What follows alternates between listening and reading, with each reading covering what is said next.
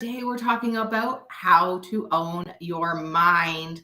And on the Own It Show, we're here to make uncommon knowledge become common so you can live happy and fulfilled. And we want to inspire all you conscious entrepreneurs to truly own your greatness, get on the entrepreneur journey, and stay there. So we've got special guest and entrepreneur here today, Andrea Maxim. She is a mindset and motivation coach.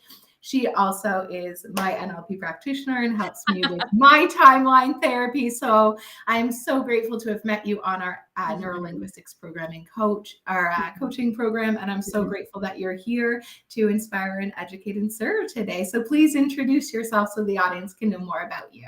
Hi, guys. So as Heather so graciously said, I'm Andrea. I am now a full-time mindset and motivation coach using NLP and hypnosis to really help to get results in what I like to say 10 hours or less. And by trade, I actually have a long career as a licensed naturopathic doctor, which I have now gone inactive for. And that is really where my journey in entrepreneurship started. Started as I knew I wanted to serve. I knew I was a healer, landed into the naturopathic space after giving up on the conventional medical dream, which was the only form of medicine I was aware of. And when you graduate from naturopathic school, whether you like it or not, you are a born entrepreneur all of a sudden, and you have to learn how to message and market and be accessible to all the people that you want to heal. And throughout that journey, I met the love of my life off of Plenty of Fish, Scott, and we've been together for, it'll be 10 years next year. We have a 8-year-old and a soon to be 6-year-old, 2 fur babies.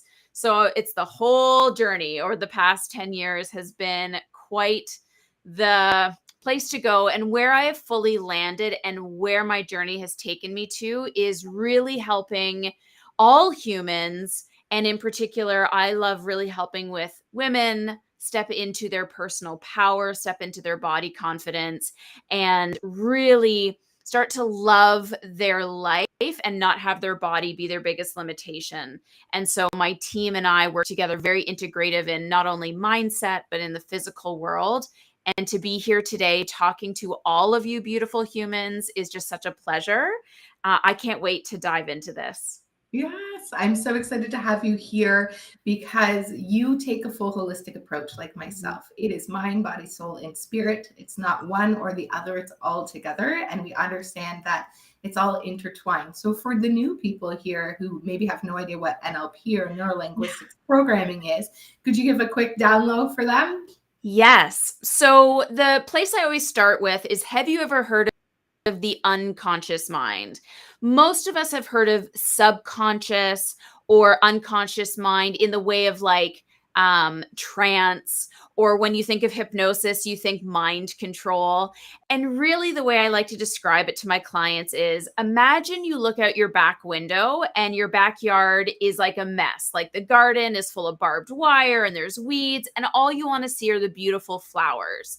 And so the mess is really all of our past trauma, the emotions we can't release, the resentment, like the things that are holding us back, our limiting beliefs, the pictures we have running in our mind. And so with NLP, with hypnosis, with doing different strategies, it's like bringing a backhoe into that backyard and digging that soil, not surface level, but like 4 to 5 feet deep, so that there's nothing but just pure earth left. And then together we work at refilling the soil with all the right nutrients, the right minerals, all the right things that that garden needs. So when you replant those seeds, nothing but beautiful flowers. Now, because we are still human, weeds are going to still pop up every once in a while. But now you'll have the tools to tend to that garden faster. So it will never, ever look like it did in the beginning. And that's the best analogy to understand why mindset work is so profound. And you still need the physical elements in there to keep nourishing the plants and allowing them to grow. So that is where I like to start. And people are like, okay, totally got it. And the speed to which we do it is really just depending on how willing you are to play, how willing you are to use your imagination and just surrender to the process. And that's what it is. It's so fast, it's so fun, and it is literally just using your imagination. I'm telling stories, and that's what your unconscious mind, that's its language. It's not the analysis, it's not the logic, it's not the calculations, it's the play. And that's why when we have dreams, they're so weird and vivid, and it's like a weird movie playing in your head. And that's how your unconscious mind works. And the crazy part about it is 99.6% of your day is being run by your unconscious mind, and only 0.4% is actually our conscious. But because we can't talk to both parts of us at the same time, it's really hard to step in there. And I know today we're going to break that down even further, but I hope that really kind of paints a really simple picture of what it's all about. I love that. That's such a great analogy. And so NLP, neuro linguistics programming, is the study of excellence. And our brain gets programmed, the neurology gets programmed by the language or the meaning that we give to things through our experiences. And so all of those weeds are different stories and different meanings that we've given to things through past experiences. And sometimes they weren't the greatest meaning. And then that now is a filter that our new experiences have to go through. So we get the opportunity to help you take those weeds out, put in flowers, so that you might have the same experience again, but the meaning that it means to you and that you give to it is completely different. And it just allows you to have so many more tools in your tool belt, and to have a greater understanding of yourself, human conditioning and behavior, performance, how we are the way we are, why we do what we do, why we think the way we think, why we're all completely different because of the model of the world we were brought up in and our environment, and how we can truly change it so that we can live life by design and not default. So Andrea was saying, majority of the time, I've said to you guys many times that we are on autopilot. Yeah. So autopilot just means we're literally doing the same thing based off our unconscious programming. So we're not doing it consciously. And if we want new results, then we have to have new programming. So that new autopilot is driving us in a different direction. Yeah. If 99% of our thoughts, feelings, and actions every day are the exact same, then why would you expect a different result? So it's that deep hole for those 5 feet deep. That is going to clear the current operating system to help you create a new one, to truly live life by design. And we have such incredible tools to be able to share with you guys to be able to do that. And I know this is uncommon. This is why this is not our first NLP practitioner we've had on here, and will not be our last, because this is the uncommon knowledge we are here to help make common. No one gave you a roadmap to drive this meat suit around. Right? And we are here to be able to show you that people are not their behavior, they're simply their conditioning. And if you want something different, we just got to change that garden, and we can eat. And it's so much easier than you think it is, and it doesn't have to be as painful as people believe, right? Yes. And Lord knows I've gone through hours and hours and hours of my own journey using these techniques as we learn them, and as I got into the master coaching level. And I can tell all of you with utmost honesty, I'm always very transparent. It saved my marriage. It saved my relationship with my children. It saved me from adrenal fatigue and burnout. It saved me from burning my business down because I didn't know how to manage my emotions and manage my team using the right communication. And the person that I am now, I started my training in February 28th, 2022. So it's been 10 months. I am such a different level of human being now. And I've just seen it ripple into all of my relationships, where everyone is just more settled because I did that self-care work. And it is about self first. If you can heal yourself first, everybody else benefits without having to change them or whatever. And what we're really talking about is changing your perception on what your experiences are. Like what you said, Heather, it's just the weed is representing your perception at that moment. But if you just take a moment to look at the other side of it, you'd be like, oh, that really doesn't align with where I want to go. And so if it becomes destructive, we want to change the perception. If it is constructive, please keep it. And I had to change my perspective on a lot of things. And every single time it turned inward to, what do I need to work on with me first? Where's my weaknesses that I need to fix? So it's just like fabulous work. Change your perception, change your life. Yeah. Right? And the perception is that mental filter. So we just got to make a little shift. And can we talk a little bit? I know we have so many tips to get into, and you and I could probably be here forever to share so much. But let's talk of what is perception is your projection, or your projection is your perception. What does that mean on like a very basic neuroscience level? Sure.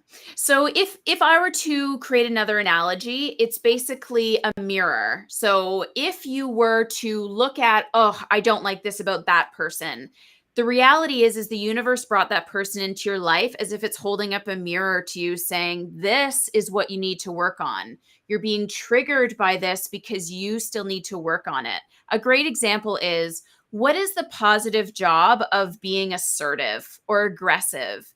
And the positive job of being aggressive is you typically get what you want. You will not take no for an answer. It's my way or the highway.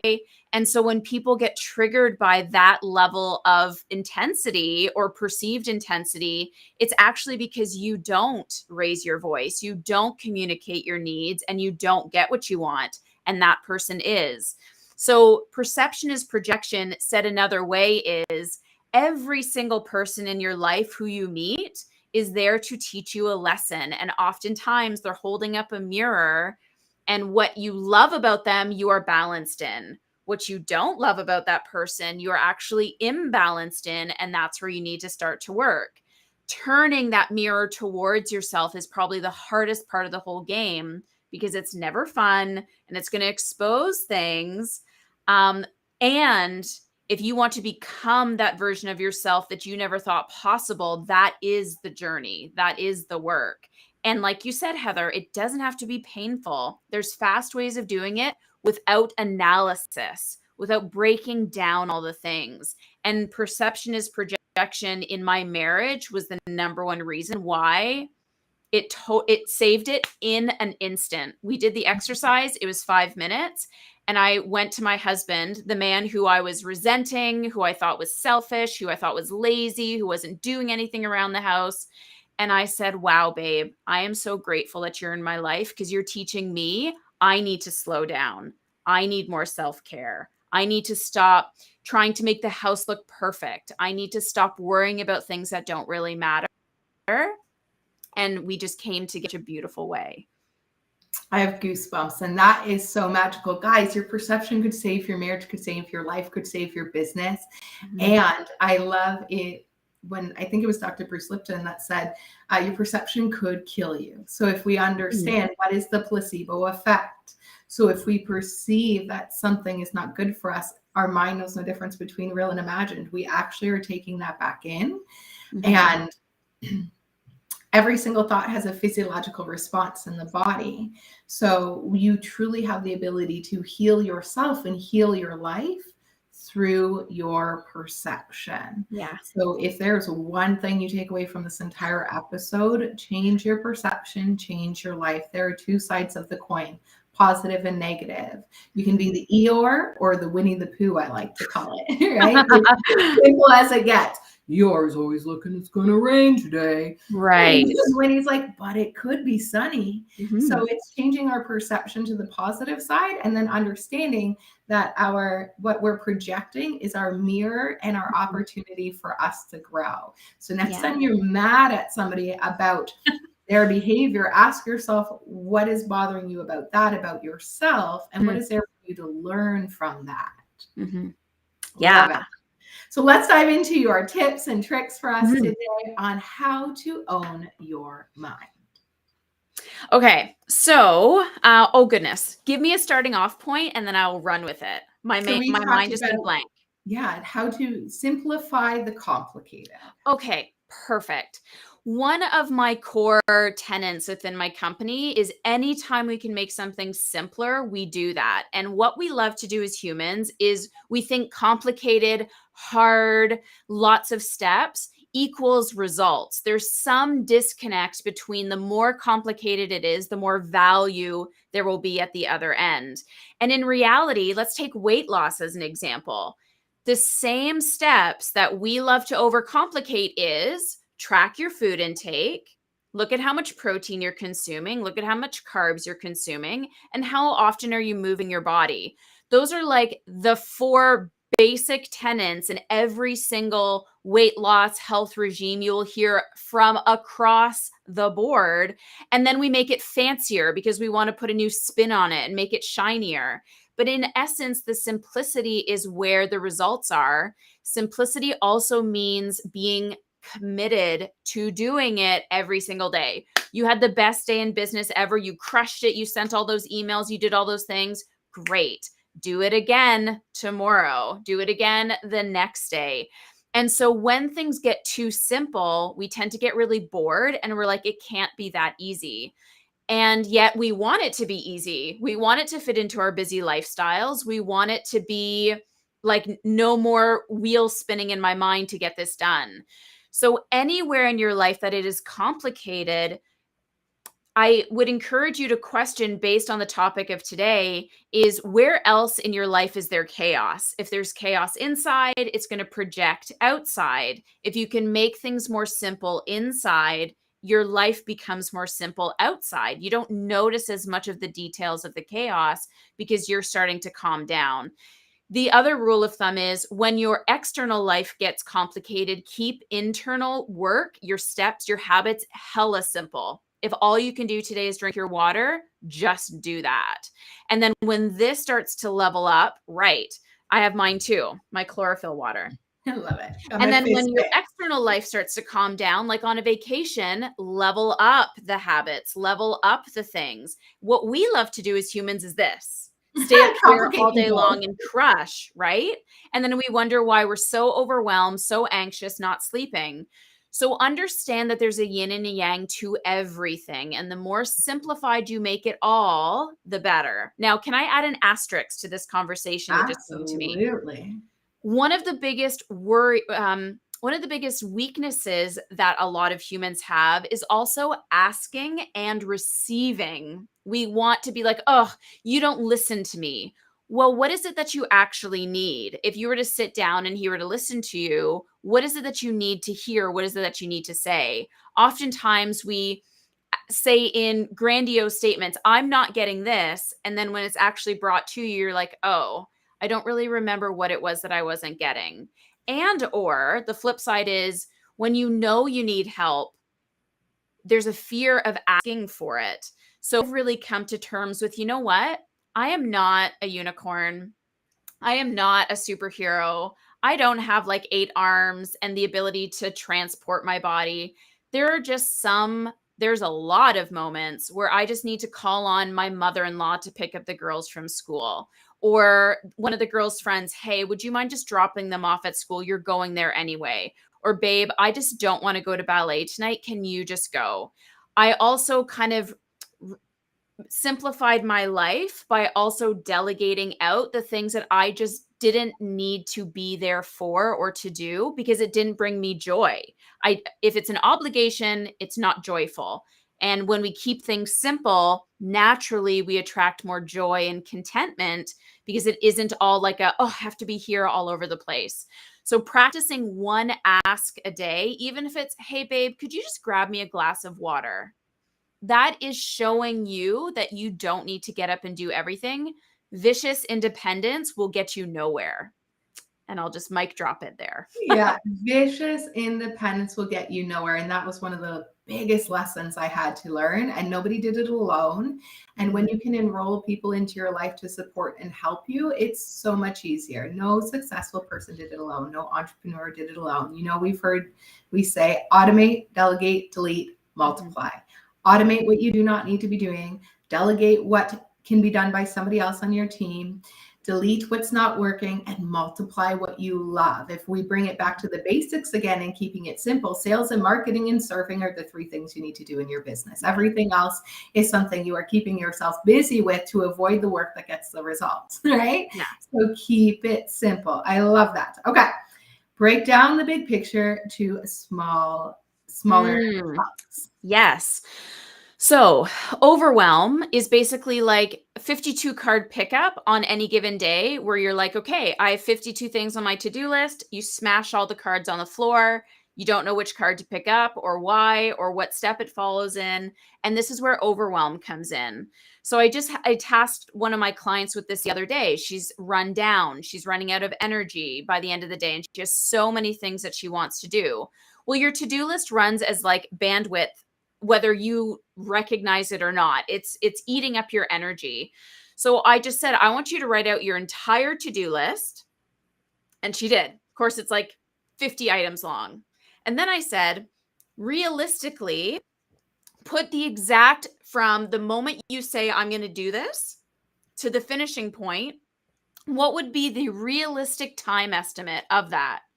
Meaning we say, oh, I need to go buy new shoes. It'll take me 5 minutes. Well, you still have to get into your car. You still have to drive to the place. You still have to find a parking spot. You still have to walk into the store. You have to find the shoes. You have to try them on. You have to wait in line to pay for them. You have to leave the mall, get back in your car, blah, blah, blah, blah. So that 5 minutes realistically is probably an hour. And so when we see what the big picture is, which is all the items, and then really take the time to nail it down into, you know what, I can do this in 5 minutes and the rest of the day, I can only do this one other task. It's about building you up for success instead of failure every single day, because every time you're successful with accomplishing something, it's a dopamine hit. And we love dopamine. Dopamine gives us like the feels. It gives us that energy. It makes us addicted to getting another one. That's why social media is so addicting. You get a like, you get a comment, you get this, that, or the other. So when it comes to big picture, all the tasks, take a half an hour, break it down into all the little tasks, and then say, okay, today I can get this done. Tomorrow I have no time to get anything done, and that's okay. Friday I'm going to do this. And really break it down realistically into the exact amount of time it's going to take to complete it. And then if you're still not sure, just double it for safety. And if you create time in your day, amazing. But at least you won't be underestimating, because underestimating always creates overwhelm, and it always comes from big picture thinking. I love that. That's so important. So we have to be realistic with how long things take. So I call it your daily inventory. At the end of the day, actually pull your calendar out and you've got to do your daily inventory. What did I actually do? Yeah. How long did everything actually take? And then we can start to be realistic. We often say, I'm going to do these 1,000 things today. Then the truth is you've got clients all day. So you have a half-hour time block where you could get a couple of things done. And because you've got this giant list, then you just don't do any of it. So in Lead the Field by Earl Nightingale and Bob Proctor, they recommend you make a list of 6 things every night of how you can increase your service, or your 6 top priorities of the things you can do tomorrow. And maybe tomorrow's not the action day. Maybe it's the 6 things you do throughout the week. But if you just did one thing every day, you will move forward so much quicker and easier. And it's that dopamine. I got one thing done and it worked. And then the next day you get one thing done. And imagine you did that 30 days, you get 30 things done instead of a whole month going by. And that to-do list is the exact same. Yes. So I have a running to-do list. It's what I call my integrity list. And from there, I make a priority list. Here's the 6 things I can do this week. And then it actually needs to go into the calendar. And we actually want to take an inventory of how long things take, because most of the time, as Andrea said, I'm going to do this one thing, but there's actually 8 things to get that one thing done. And then we don't get it done at all. But what if you just actually started with the one thing of the 8? and you start the ball rolling, and we actually get started, because most people, when we're in overwhelm, we simply don't get started. So when we can break it down to the simplest action, it also helps us just get that ball rolling. Exactly. Love it. And then your last one was to break down to make things more attainable and fun. Yes. So we also equate doing things often with like, okay, I have to like have the right environment, and I have to be like focused, and I have to like set all these things up, which is also a strategy in avoidance. And so I say, does it have to be that way? Could your workday not start with like a favorite song? I mean, Taylor Swift crushed it on the top 100 list, being the first person to ever have all 10 songs in the top 10.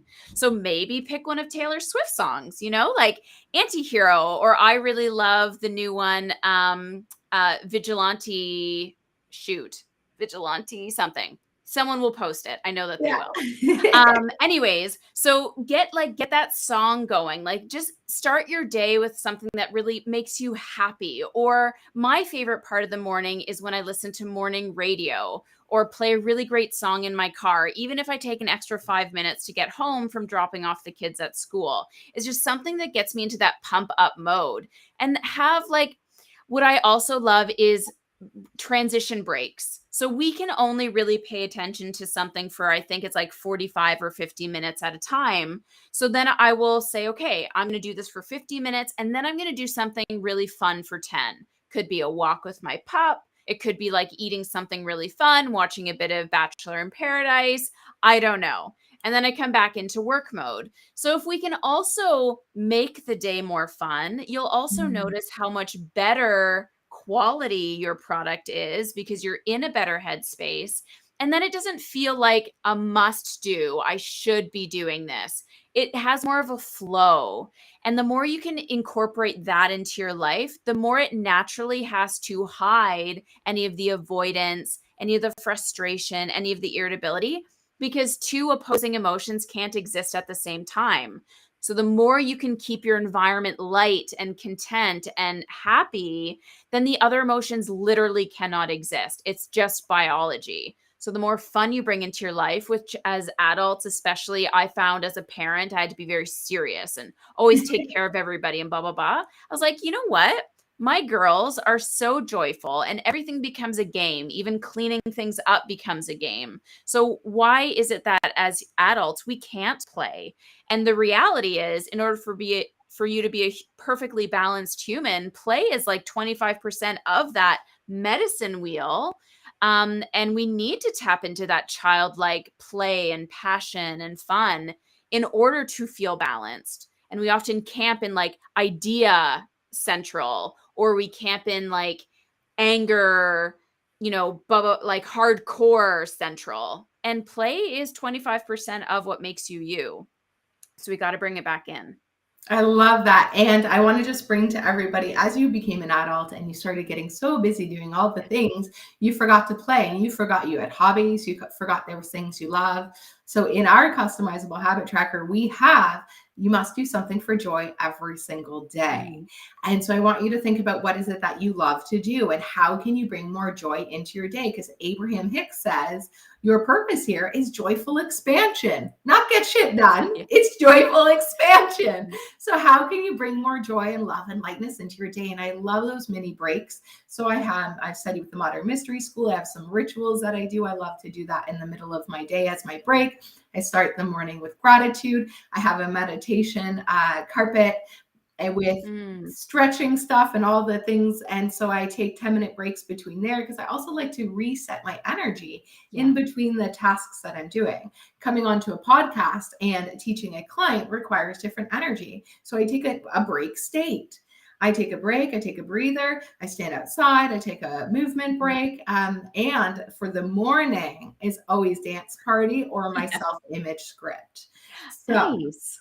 Self-image script always, and we teach that in our programs, and you can YouTube that. Bob Proctor teaches it as well. And dance party. So there's 3 ways we change our state: frequency, music, vibration, breathing, our breath, our life force, and movement. This is how we're going to move our energy. And so how can you use those 3 techniques? I love Wim Hof. I have the Wim Hof app. It's $7 a month. You can do 3 minutes, 20 minutes, an hour of breath work if you want. Nice. Because when's the last time you sat and did intentional breathing? Yeah. So let's bring more joy. So what do you love? What breaks can you take? How can you move? How can you change your frequency with your favorite song? And just ask me. I've got a playlist I share at Business Bliss Workshop. It's called Own It. And it has got some of the best stuff on there. It has everything from Michael Jackson to Taylor Swift to all the things. So from the 50s to classical music and everything, just to get you pumped up. And these are ways that we can change our state and help us truly bring more joy back into our life. Because as Andrea said, you can't be in negativity and positivity at the same time. You can only entertain the one. So if you can bring more joy back into your day, it can feel more like things you get to do than things you have to do. Yeah. Nice. Amazing. So thank you so much for being on the show. What else would you like to leave with the audience, and where can they learn more about you and connect with you? Yes. So while we are talking about energy and fun and using your imagination, I would love to give every one of you beautiful humans a personal copy of one of my favorite hypnosis tracks, which is all about stepping into your personal power. And this is something you can listen to every day while you're sitting on the couch, while you're walking outside. You don't need to be like asleep. And you can do it while you're asleep, of course, or fall asleep to it. But it just helps you step into that personal power, badass version of yourself. And what I would like you to do in order to claim that is to either find me on Instagram at the Maxim Movement, on TikTok at the Maxim Movement 3, and just send me a message saying Own It or the Own It show or some sort of reference into this amazing show. And I'd be happy to send you the link to start listening to that hypnosis track. So that is just my gift to your community. And again, thank you all so much. Heather, thank you so much for having me. Absolutely. You are an integral part to my success, and I greatly appreciate you. And thank you for sharing your energy, knowledge, and wisdom with everybody today. Everybody, you want that hypnosis track right now. And for those who are like, oh, what is hypnosis? It's just putting you in a relaxed state. That's all. So we can access your unconscious mind. No one's going to make you cluck like a chicken. Not if you don't want to. So you're all good. It's just helping put you into a more of a relaxed state, as Andrea said, so you can own your power. So we're not going to give our power away to any circumstances. We are going to own our power by owning our mind and putting ourselves in that state of ownership. And that is going to help you do it. So make sure you DM Andrea today and you grab that from her. Thank you so much for being on the show. We're so grateful for you. May you all own your mind so you can own your life, because life is meant to be blissful. And remember, stay happy, healthy, wealthy. What is the best that can happen? And we'll see you on the next show.